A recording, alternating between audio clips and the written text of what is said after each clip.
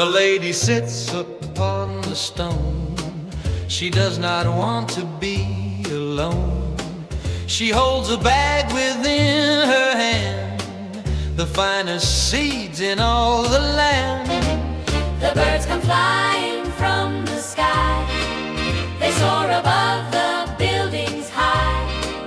They see the lady on the stair and fly to meet her waiting there. The church is tall, the church is old. It stands against the winter cold. The bells ring out a heavy sound while birds hop on the frozen ground. Tuppence, tuppence is the cry as all the people pass her by. They do not stop, they do not see how happy all the birds can be.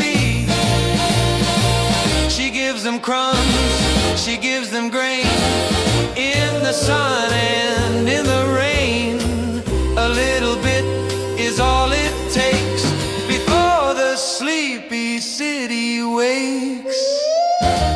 Their feathers shine like silver light against the shadows of the night. They flutter wings and start to sing around the lady